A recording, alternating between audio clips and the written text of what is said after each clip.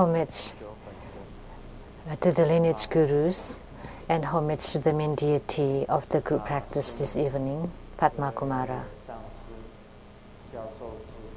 Simu, all Dharma masters, Dharma educators, Dharma teachers, Dharma instructors, Dharma assistants, temple directors, and all fellow disciples present here and over the webcast. And our guest of honor today, Dharma Sister Judy, the wife of the Secretary General Liao of the Ministry of Foreign Affairs of Taiwan. Accountant to the Two Buddha Foundation, Dharma Sister Teresa. Producers for the Illuminating Your Heart TV program of CTI TV Taiwan, Dharma Sister Rebecca. Dr. Zhuang.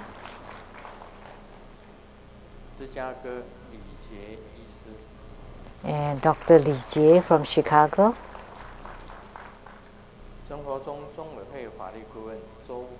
And the attorney to the Two Buddha Foundation, Dharma Sister Zhou Huifeng. So good evening, how do you do?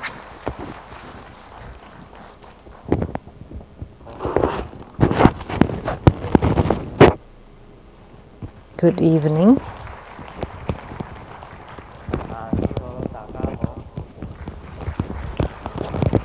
How are you?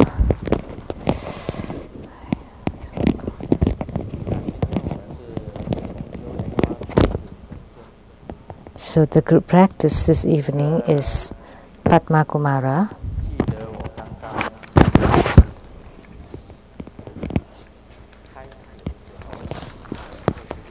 I remember when I just opened my divine eye when I was 26 years old.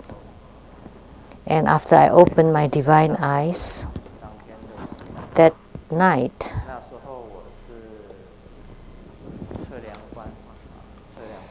at that time I was a survey officer at the Nanmen, the South Gate Bridge survey team there. So now this group has been dispersed. So I was in the dormitory and one person for one room, in one room. And it was just using the board as the wall for the rooms, like cubicles.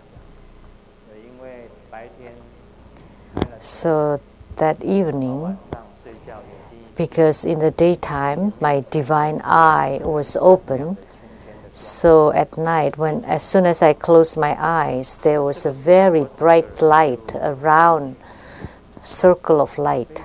And then I flew at that time and entered into that circle of light. And then I went into a different world. Of course, I had lots of experience, which I have written in my books.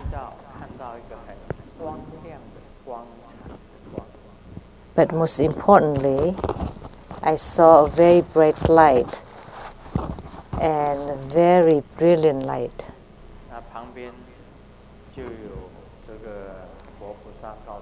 And then next to me there was a Bodhisattva that told me this really brilliant light on a lotus blossom, that's you. A very bright and strong light. That's you, and that's Padma Kumara, the lotus youth.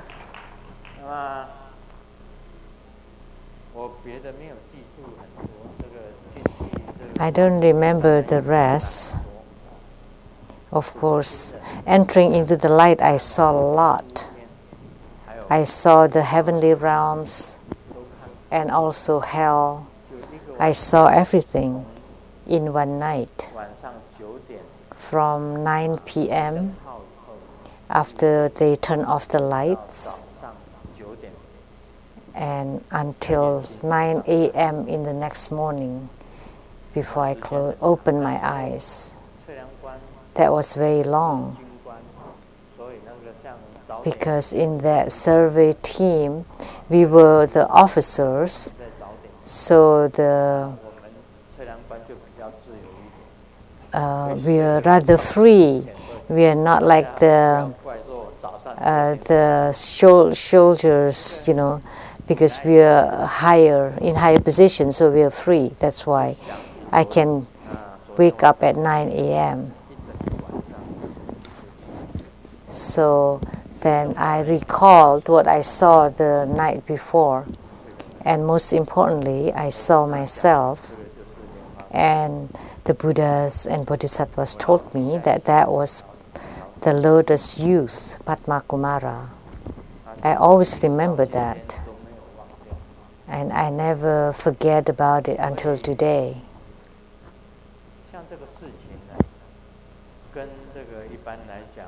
So, if you tell this story to most ordinary people, it is quite unbelievable.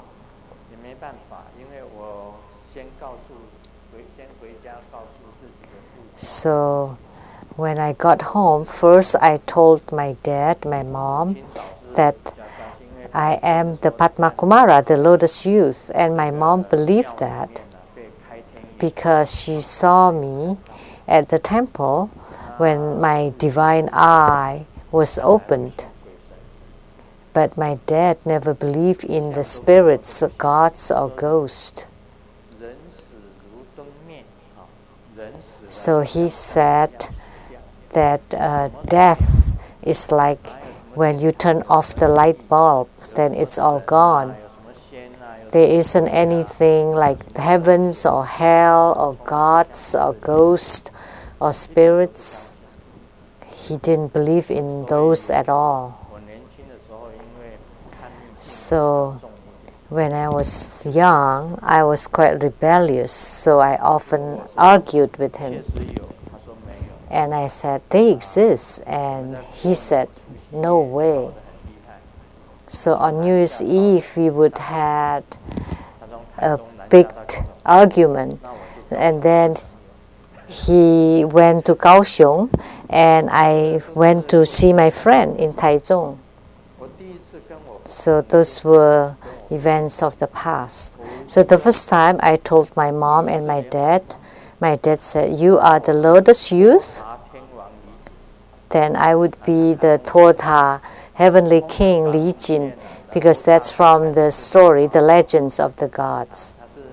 Because Luo Cha, the third prince, is also called the lotus born.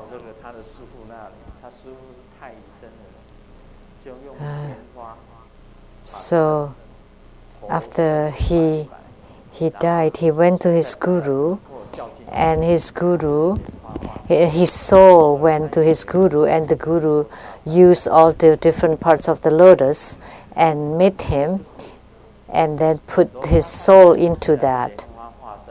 So actually I'm not that. So the Luo Cha, third prince, can be considered the lotus born, but I'm different from that.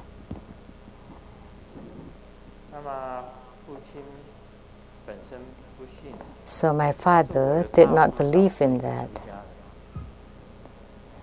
But my aunt was a nun from Tainan.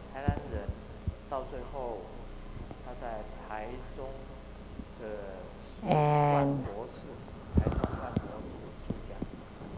she was ordained at the one for the thousands Buddha's temple in Taichung.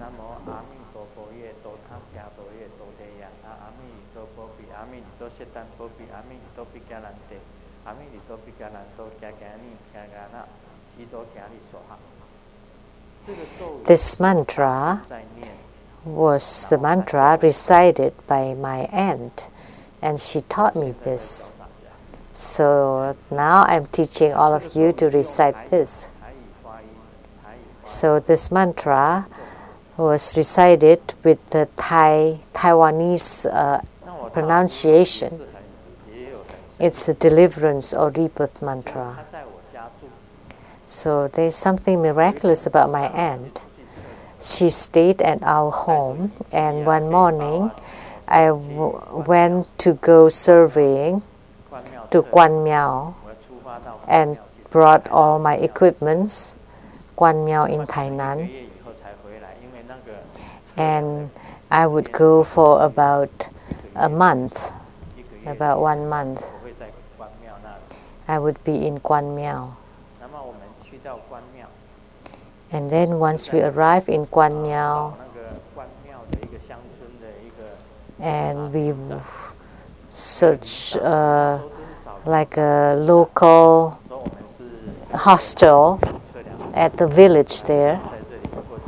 So there was a survey team, and they wanted to rent like a empty room. And the leader, the local leader there, took us to like a hall. It's with like rooms on both sides, and it's like a place to put corpses before they're buried or cremated. So we sat next to a coffin. So, and there were like 4 poles of bamboos and a net, mosquito net, and we would sleep there at night. And there was a kitchen where we could cook something. And we went surveying in the daytime. So when we tidied up the room, my aunt was in my home.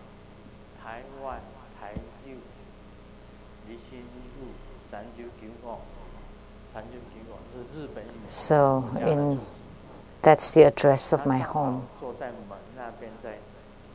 So she was sitting by the door reciting the Buddha. And I left that morning already to Guan Miao, and she was reciting Amitabha Buddha continually. And she saw me, entered into the door. So she told my mom and dad that she saw Katsu. Katsu was my child name. I saw him coming home, and my mom and dad, are you crazy? She left this morning to do survey for a month in Guan Miao. How could he be back in the evening? It's impossible.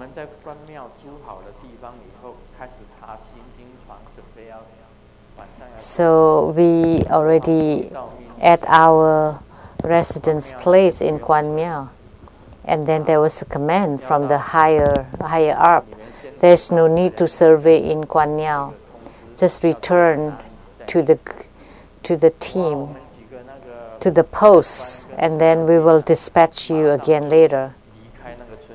So of course immediately our team left the village from Lin Hongdin, which was famous, a place who produced lots of milk, from Guan Miao to Lin Fonling, and then we took the night train to return to Taichung, and then I came home. When I got home, my mom and dad, their eyes were wide open. You saw Katsu coming home earlier. And that's impossible, because he said he was going to be out doing survey for a month, and it turned out he's really back. So my aunt, she was a nun, and in her recitation she could see something. So there are a lot of this supernatural things happen in our home, lots and lots of them. There are lots of miraculous things. And at that time, I also felt my grandfather. When I closed my eyes, my grandfather appeared in front of me, and he flew, taking a lantern, flying to a temple in the heavenly realms. And he used the lantern to light up all the lamps there. And after I saw that scene, I knew that my grandfather had been in the Zixia temple as the one who is taking care of the lanterns. I saw it very clearly, and I told my dad and my mom. I saw my grandfather in a temple in heavens to be the caretaker of the lanterns. So at that time, Padma Kumara was very miraculous, and there are lots of supernatural or transcendental experiences.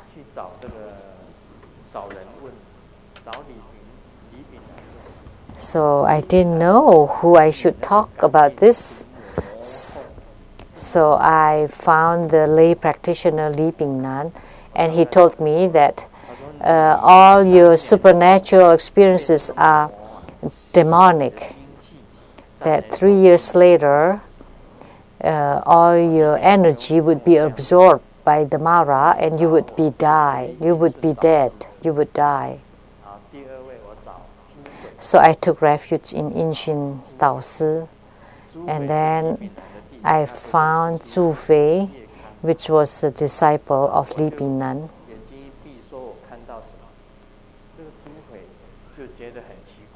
And when I told him that I closed my eyes and I saw something, and Zhu Fei and his wife continually reciting the Great Compassion mantra,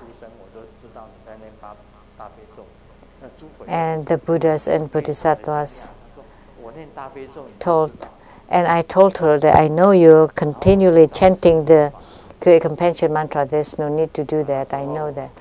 And she was very surprised that I knew. And then I found the abbot of the temples called Sheng-Yen monk. He was a famous monk in Taichung. So I went to see a lot of people, and I told him that I have these experiences now. He just ignored me completely. He sat down and asked, "Hey, young man, can I help you?" And I told him, "I have these experiences." And he said, "No need to say more." And then he left. And I was abandoned by myself. So I seek a lot of people, whether they accused me of being demonic or they just ignored me completely. They were all high monks and important teachers.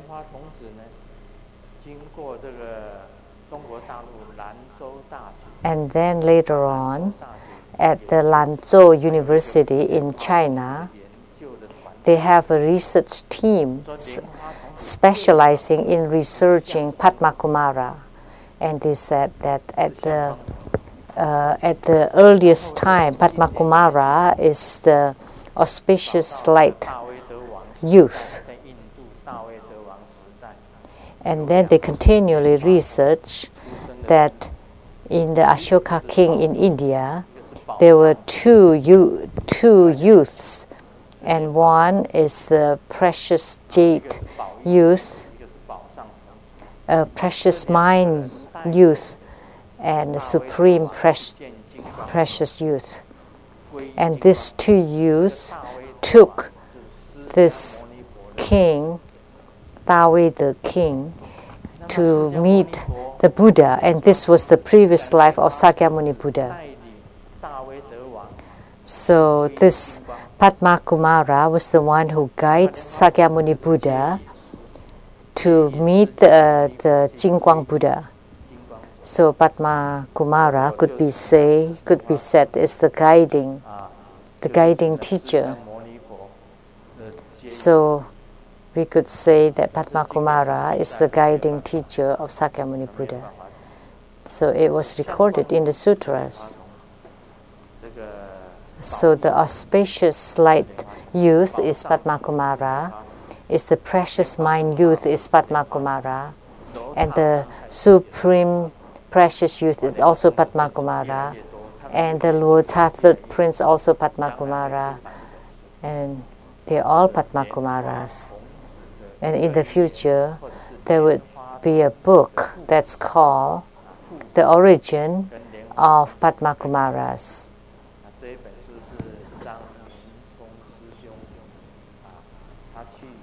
And also the position of Padma Kumara. And this is Dharma brother Zhang Mingcong would collect all this information about Padma Kumara and write it in a book. So that's all about Padma Kumara. Sometimes when I told someone that I was Padma Kumara, and they said, never heard of it. But the precious mind youth did exist. The 16th ground Buddha is Adi Buddha, or Samantabhadra Buddha.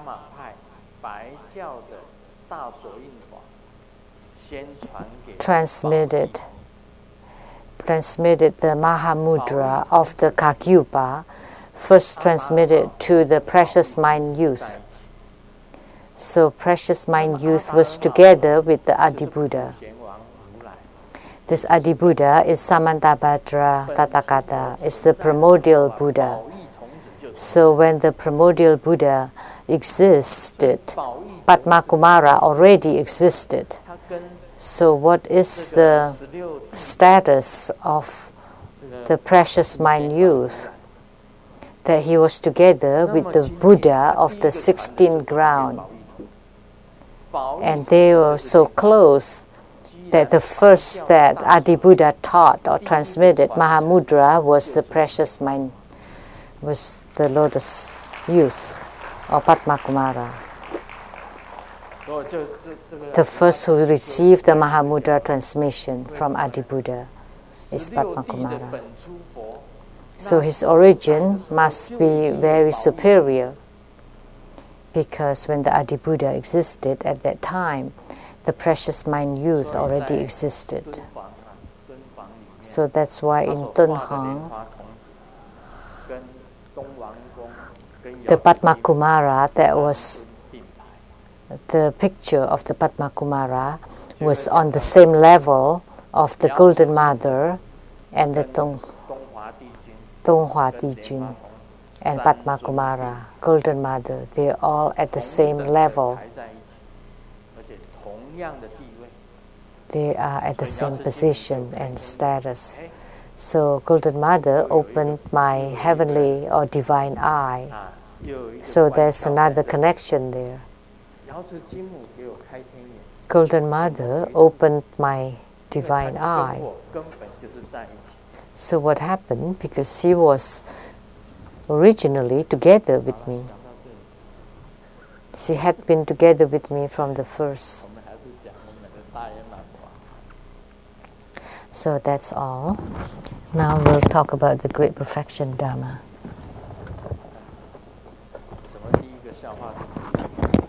How come the first joke is this?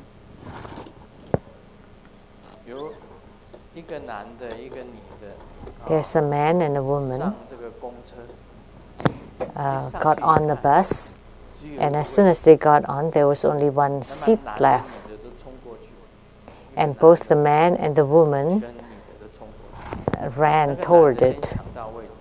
And the man got it first and sat down.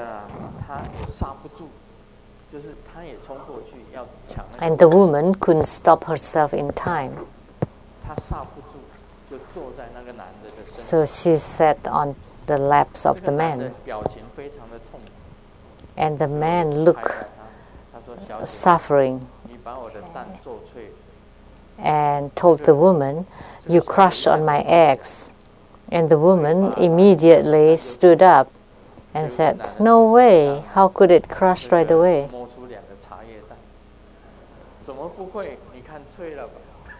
No way. And then he took two seasoned boiled eggs from his pockets, and see, it's crushed.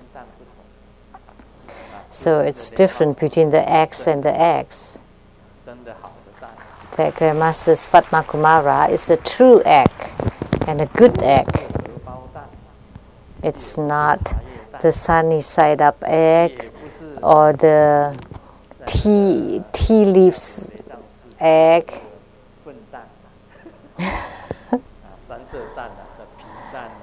Or the mixed egg, like the 1,000-year-old egg plus duck egg plus chicken egg. You call it a mixed egg. No, but Grandmaster is a true egg. When Grandmaster was born, it was the same as the Luo Cha San Taizi. How could it be the same? When Luo Cha was born, he was an egg. And then when they crack on the egg, a child jumped out of the, like a meatball. And when Grandmaster was born like a white egg, because was enshrouded with the white, like a white cotton thread.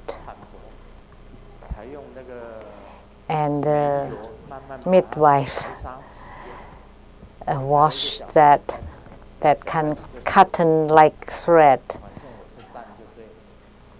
And then I was that baby. So I was an egg, a good egg.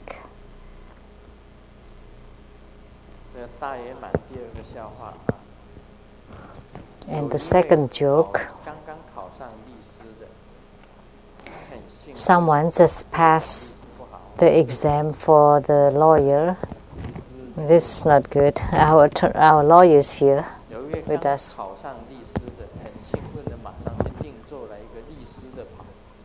So someone just passed the exam for the attorney, the lawyer, and then immediately have a lawyer outfit made. And he's used to place his hands in his pockets, but he couldn't find a pocket in this robe. So he asked the tailor, "So how come there's no pocket in this lawyer's robe?" And then he replied, "Young lawyer, you don't understand.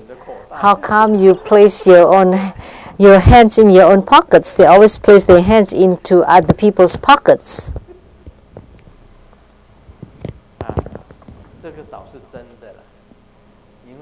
That's true. Most people, if they can extend their hands into other people's pockets, they must be the winner.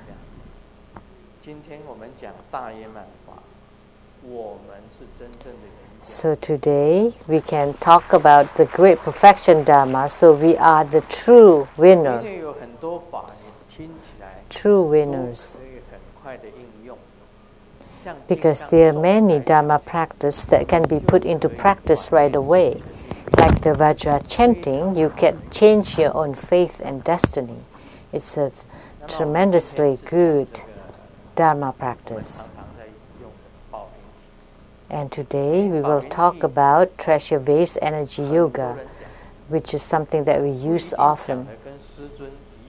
A lot of people talk about Bao Ping Qi. Bao Ping Qi is the treasure vase energy yoga. But it's not as detailed, as complete as what Grandmaster taught.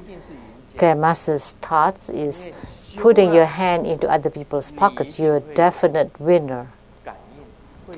Because by practicing it, you would definitely gain spiritual response. You would have some signs of fruitions. Most importantly, about the treasure vase energy yoga that's different from Vajra chanting and the 9 cycle Buddha breathing is that you have to hold your breath And the longer you can hold it, the better. Generally speaking, for the beginners, you can only hold your breath for half a minute, 30 seconds. Try it for yourself. If you're a beginner, for Bao Ping Qi, the radiance from the universe is breathed in through the central channel to the abdomen area. That's called the complete breathing. You have to breathe until the lower dantian. And for women, it's best to breathe in until the heart chakra, not to the abdomen. Otherwise, you would have bleeding. Because this Bao Ping Qi, treasure-based energy yoga, is rather fierce, and 9-cycle Buddha breathing and Vajra chanting is rather gentle. So breathe in and guide it to the abdomen and lift up your anus, which means you're lifting your lower energy and you push your upper energy. Then that would become a vase at the lower dantian. That's for men. For women, it's right here at the heart. And the same, you lift up the anus, pushed up your lower qi, and close your chin. You're in the 7 lotus position, and you push your upper qi, and the vase is at the chakra for women, and for men is at the navel chakra, the lower dantian, and for women is the upper dantian. So when you push in the abdomen, then you hold your breath. So that's the holding breath Dharma practice. You breathe in your qi, and then you fill the dantian with qi, and then the lower qi push up and the upper qi push down, and to become a vase, a treasure vase. And you hold the breath first for 30 seconds, and you continually increase the length of time. And you visualize only the central channel, and the qi from the left and right channels to the dantian. And the qi at the dantian, when you hold your breath, it would naturally, automatically enter into the central channel. So the qi is called the convenient qi, but once it enters into the central channel, it would call the wisdom qi. So first you need to fill it until it's full, and then you need to disperse it. The first step is qi entering the central channel, and the second dispersal is the qi fills all the channels in your body, including the fine arteries, the capillaries. So first is in, hold, and disperse. And last is the shooting of the qi. When you cannot hold your breath anymore, you use a mouthful of qi to push into the tip of your crown, and then the second mouthful of breath expelled through the nostrils. The first breath to push the tip of the crown is to open this. It's called the Poa practice. There's a hole there at the tip of the crown. So you push toward this to open it. You open it until your crown is open. Then you don't push against it anymore. Then you would expel it naturally through your nostrils. So everything is through your nostrils, not through the mouth.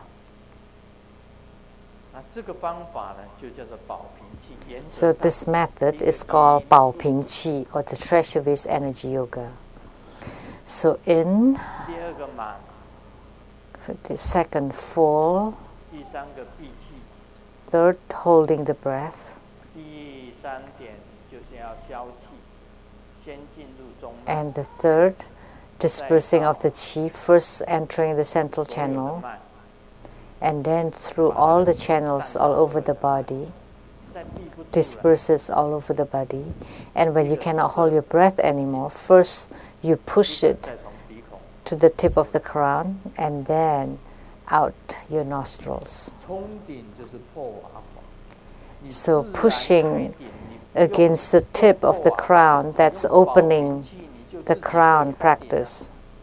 So you don't need to use the opening the crown practice. You can use the treasure vase energy yoga to open it. And once it's already open, you cannot do that anymore. There are a lot of methods in here. Because once it's open, you can only push against it once a month. So if you always push, and you don't even know when it's already open, and you continue to push against it, then you would die soon. Then you would die. So that's the danger of this fierce practice. There is no danger in doing the 9-cycle Buddha breathing and Vajra chanting, but there is this danger in the 保平气. If you always push against it and you don't even know, you cannot continue. But you have to maintain the opening. But otherwise, if you continue to push against it, then you would die. Because you would push your life energy out. But that's also good if you die soon. If you can send your life and energy to send it off through the tip of your crown very fast, then you definitely will go to the heavens. Because if you go out from the buttocks, from the asses, then you would go to hells. And you don't go out from the sole of your feet. If from the navel, then you would become human beings. If you go out from your mouth, you would become fish. You cannot go out from anywhere else. You can only go out from the tip of your crown. Then you would go up to heavens. So that's also good, to live a short life or long life or whatever. There's always good. So if you want to die, then you continue to push against your crown. And then you can, if you can push and send off your life energy and send off your consciousness and they cannot come back, then you would die. That's good too.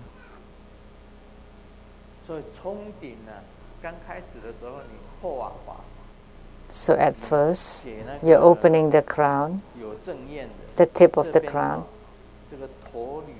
Those who have fruit Shen, here at the center of the head, there's like a triangular place and there is like a hole.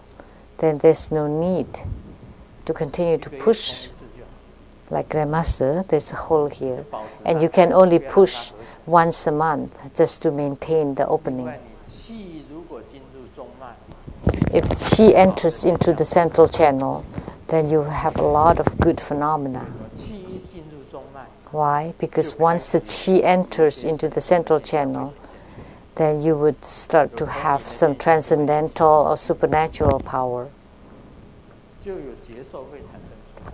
And you would have sensations about it. And there is a designation to practice 保平气, best done in the morning with empty stomach. empty stomach in the morning. And you need to sit in the 7 lotus position, the 7 Vairocana position. And you cannot practice too much. You cannot do more than 21 times in a day, not over 21 times in a day. In the beginning, you can start with 5, 10, 15, or 20, not above 21 times. If you say, oh, you're diligent and you do it too much, then you would start to have swollen gums and nosebleed and red eyes, ringing in the ears and headache. If you do it more than 21 times, not good. So you can only do it at most 21 times a day, because this is like martial. It's very strong, because when you push the qi, it has strong power. When you know that the inner fire or tomo is about to be ignited, I will talk about this in details later, because treasure vase energy is a kind of power. It's like a pump. A pump. It has power. It can push. It can create trembles. So when you lift the lower qi and push the upper qi, sometimes there would be trembling.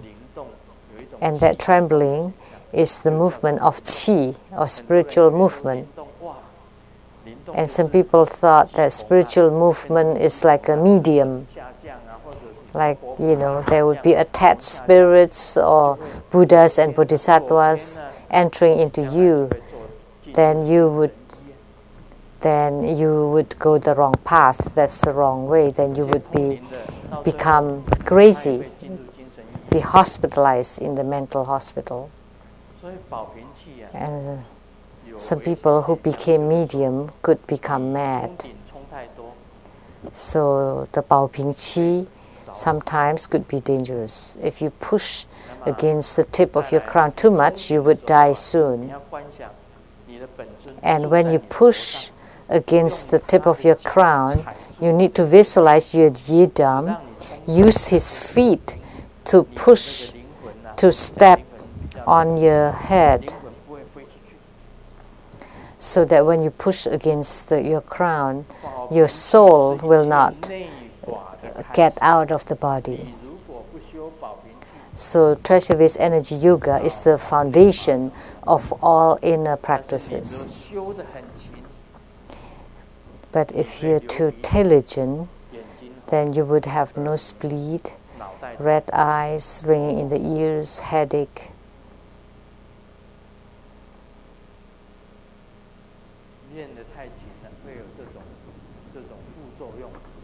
So those are the side effects. But there are no side effects for 9-cycle Buddha breathing or Vajra chanting. But the treasure vase energy yoga would have some nice side effects. And then you would have some supernatural phenomena. Because when qi enters into the central channel, your whole body would feel the Dharma taste. You would feel very happy, very joyful.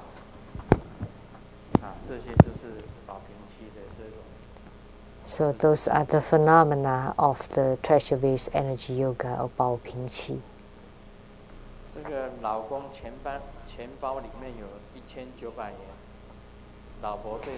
In the purse of the husband, there are $1,900.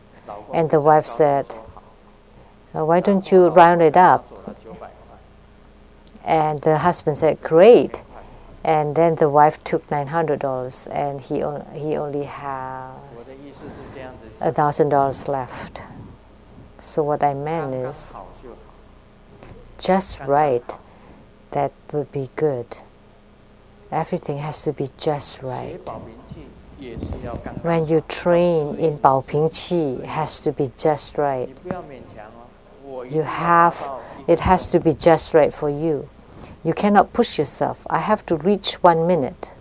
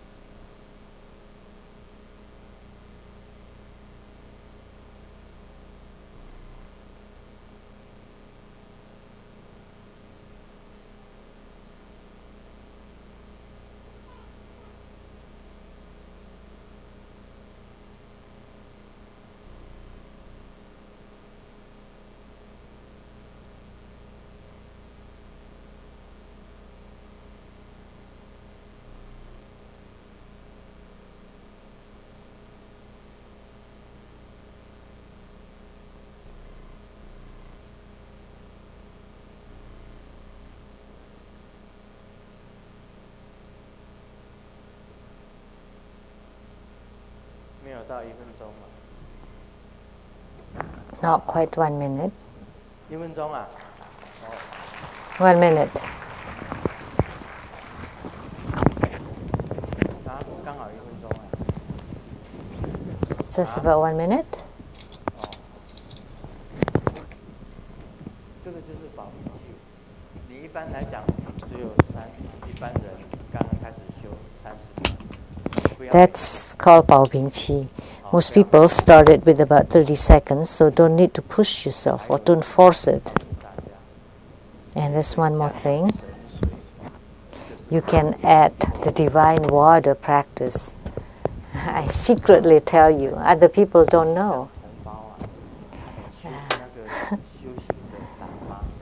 Those Tibetan lamas, they only know about Baoping Qi, but they don't know about the divine water practice. And the divine water Dharma practice is you use your tongue to rub against your teeth, rotating. This is to produce saliva. Once you have saliva in your mouth, you use your tongue to beat it, like when you beat the eggs, until it's foamy. Just to beat the saliva into foamy. And then you swallow the saliva to the lower dantian, and then you breathe in some air to push it to the dantian, and in your abdomen you have the saliva and the treasure vase energy together. And then when you disperse it all into all the channels in your body, that's called divine water Dharma practice. What is the benefit of this practice? Once you know about treasure vase energy yoga, you would increase your light drops.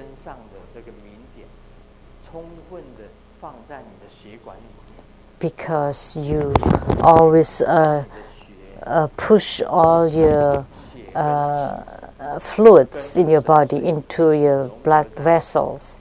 So blood, saliva, and air and qi reach all parts of your body. So first, at this time, you would not age very fast. You would be youthful, and your skin is very soft and fair.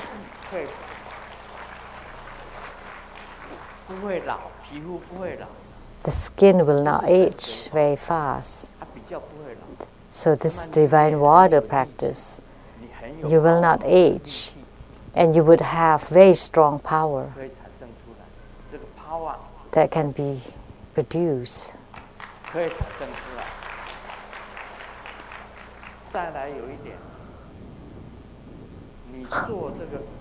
And when you do this Baoping Qi, your blood circulation will not be blocked. It will not be blocked very easily. So when you train in the treasure-based energy yoga, you would not. It would not be easy for you to have strokes or arteriosclerosis. But by training the divine water, you would become young, youthful, because the hormones continue to circulate in your body, and you continually increase your hormones. So even in your 60s or 70s or even 80s, you can still bear children. So if you want children, sure, right away. So if you want a child, right away you can have it. If you don't want children, you can use the non-leaking practice. The hormones never go away. The saliva is also a kind of hormone. So when we eat, we have to chew. That is to mix the food with the saliva. That's the first step in our digestive system. As you start to digest in your mouth, and in stomach, there would be another kind of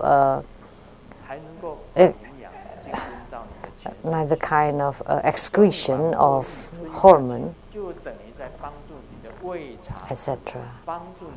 So when you do this, when you swallow your saliva, you're helping your own digestive system and also helping your own hormones. So that's divine water on top of the treasure-based energy yoga. This is only here you can learn this. Only I taught this. So if you don't want to age like you're an old man or an old woman, then you just do the practice of divine water more. It would help your stomach, your intestines, your blood circulation, and also Pao Ping Qi can help your blood circulations. And even the muscles can grow and liven your bones. How does the Chinese medical doctor say it? Basically, it's like rejuvenation. It's beneficial for the rejuvenation.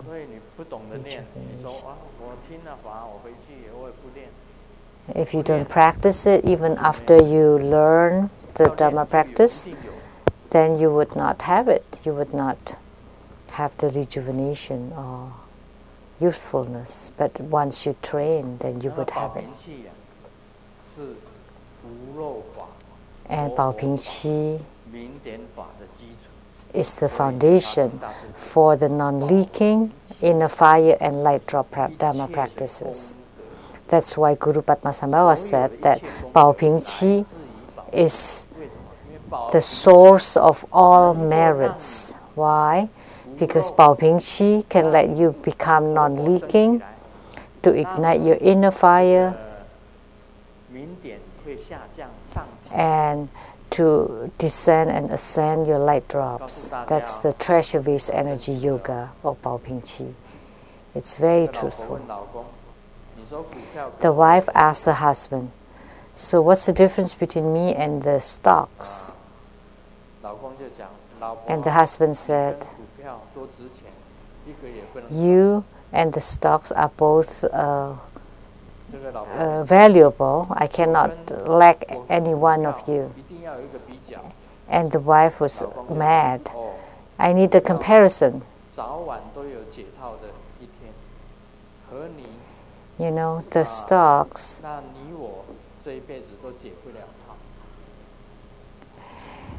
I can end my relationship with the stocks, but with you, it's impossible. The stocks can go up and down, but not between the husband and wife." And it's the same in our Dharma practices. We need to understand to alleviate your problems. Say if you have shoulder pain, that means there's blockage there. When you do your Bao Ping Qi, when you're dispersing your qi, you guide the qi toward here more, to let the qi goes there more. A few more times, then it would be alleviated. If you have pain on your throat, when you're dispersing the qi, push the qi upward and let the qi circulate there a few more times. And once you open the circulation, then the pain would be alleviated. If you have pain in your feet, or here, mostly in the older people on the knees, and you train often in the divine water or the treasure vase energy yoga, and let the qi over there, then the fluid between the joints would increase, and then the bone and the joint will not crush against each other. And if there is a lubricant there, then you will not feel pain anymore. So it can produce those excrement, produce those excretion. So if you train in the treasure vase energy yoga, you would have lots of saliva. And when we age, we would have less and less saliva in our mouth.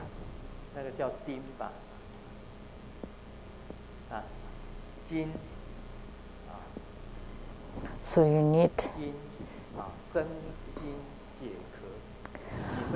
to increase your own saliva to alleviate your thirst. Then you would have lots of saliva and you will not have dry mouth anymore. If you often train in this divine water practice and to let the divine water enter into the treasure vase energy, and then you increase your qi, and it can be used in the future as a pump. And then in the future, when I taught about the inner fire, you would know the function of the treasure vase energy. So when the inner fire was ignited, you use the air to blow on the fire, like in the train, and it would generate a motion, a power. That's the function of qi. And it's continuous circling and circling, and it can even push the whole train. So when you train in the treasure vase energy yoga, until the inner fire is like a locomotive, and then the fire is ignited, then you would generate power all over your body. And you use the power of the qi blowing on that fire is like the power of the motion of the locomotive, and we call it pump. So in practicing the inner practices, that you need to first master your treasure vase energy yoga. In the morning, I would do that. At first, I would perform prostrations, and then perform great offerings, and then recite the sutra, recite the mantras, and then I would train the treasure vase energy yoga every day in order to maintain the qi. And then I would do the divine water Dharma practice to keep youthful. And when you're young, you would be powerful. And when you're old, you have no more power on your hands or foot. See, Grandmaster can do this.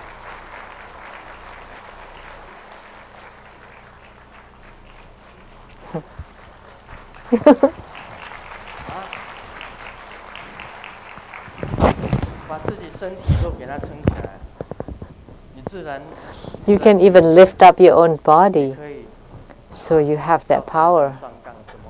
I can do the single bar, double bar, gymnastics. I can do all of those. I'm 70 years old, and I can still do the gymnastics on the double bar. And I also have power on my abdomen. So when you do the 保平气, you would have a powerful abdomen too.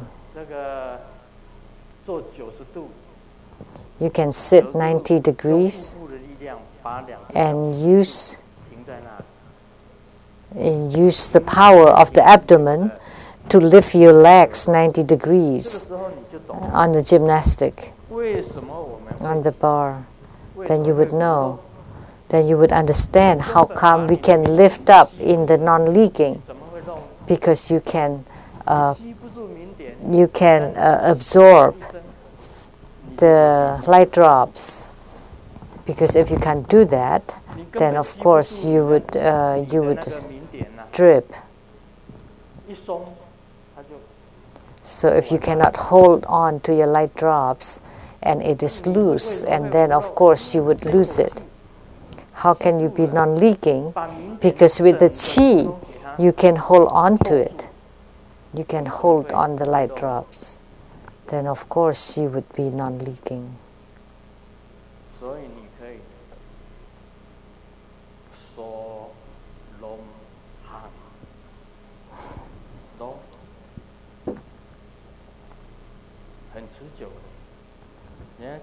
So you can do it for a long time. Some people take pills to lengthen it, to extend it, but you don't need to. You can hold it.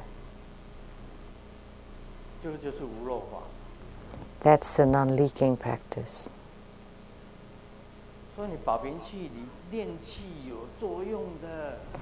So there is a benefit to train Qi. Our ambassador, the Secretary General Liao, recently, he also trained in Qi recently. And he said, oh, there's a benefit to that, right? He said that. So training in the Qi, really. The ambassador just took refuge not long ago, and he knew the benefits. And you don't start practicing right away? And you're still hesitating? You want to be pushed? And some people even said, oh, I don't want to practice it even after learning it. That would be a waste. This would give you power. First, you would have power. Second, you would be able to have more fluids in your body. You would be rejuvenated. You would have new cells, new hormones, and strengthen your bone. And you would not age very fast. And you would have that power to do the practice of non-leaking and to ignite the inner fire and to let the light drops drip and to see the light. So if you train in the 保平 Qi and the Qi enters into your central channel, then you would be able to see the lights. First you see the lights of the fireflies.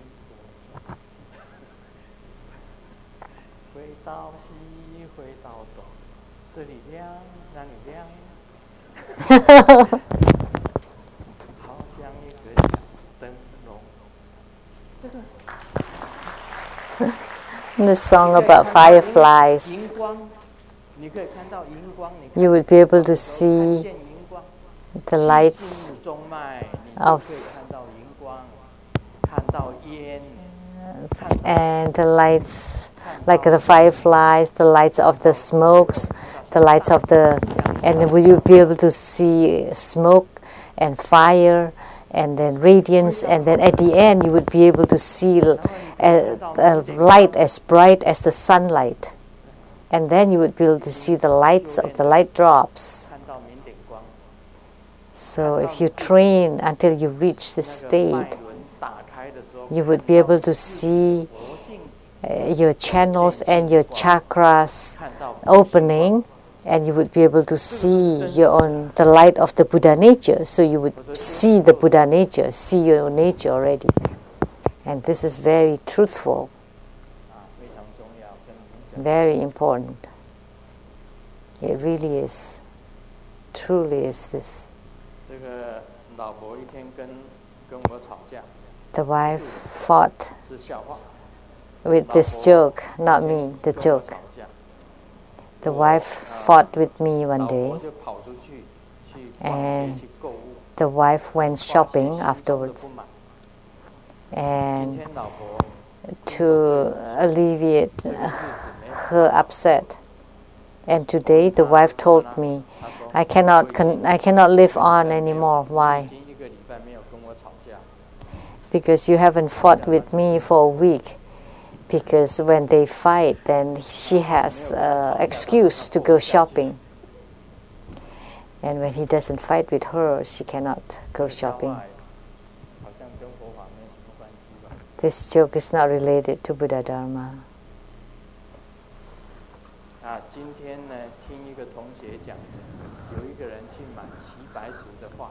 Today, a classmate said that someone bought the painting of Qi Bai Si. And then the boss showed a painting, and he said, "Oh, this is a fake one." And the boss said, "If it's fake, I would give you 10 times the money." And because the painting of Qi Bai Si would be expensive if it's an authentic one. So he thought for a while and bought it. And then when it was being trying to find the expert said it was fake. And then he went back to the store and said, "This is fake." So, and the boss said, "No, it's an authentic."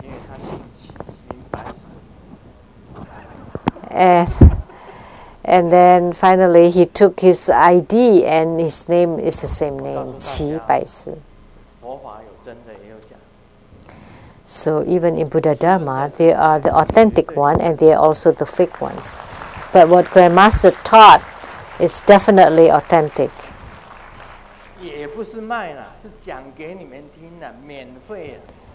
I'm not selling it to you, I'm giving it to you for free.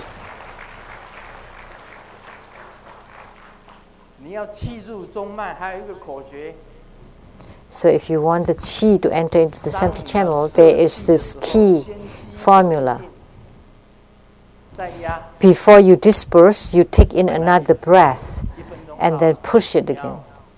Say like at the end of you holding the breath, say 1 minute, and before you want to expel, you breathe in again and push again. Then the qi would enter into the central channel. This is the key formula. Because before, you may not be able to let the qi enter into central channel. So when you're holding, and then you take in another breath in and push again, then the qi would enter into the central channel. And once qi enters into the central channel, you would have the sensations. This is important, very important. The pith instructions for treasure-based energy yoga, maybe I missed something, because the light and the qi of the universe enters into your nostrils and all the way down to the abdomen area. For some women, it's okay to let the qi enter into the abdomen, but not during menstruation, otherwise you would continue to bleed. But when you're not menstruating, it's okay. But when you have menstruations, maybe it's best not to train it. Or when you're sick, or when you have cold, don't practice it, because there's no use. Because the qi is not the true qi. It's useless for you to train when you're sick. But when you're not sick, with one inhalation, guide the qi to the lower dantian and lift the upper qi, lift the lower qi, push down the upper qi, to become a treasure vase and hold the breath of the qi as long as you can. And then, before dispersing, visualize the qi to reach all the peripheral channels, the same as the blood vessels, and all the nerves are filled with the qi. And then some of the qi enters into the central channel. And when you expel the qi, when you cannot hold the breath anymore, first you push the tip of the crown to open the crown, and second, expel it through the nostrils. That's expelling the breath. So because you cannot hold the breath anymore, you would expel very hard. First you push against the crown, and second out the nostrils. So those are all the key formulas for the Baoping Treasure Vase Energy Yoga.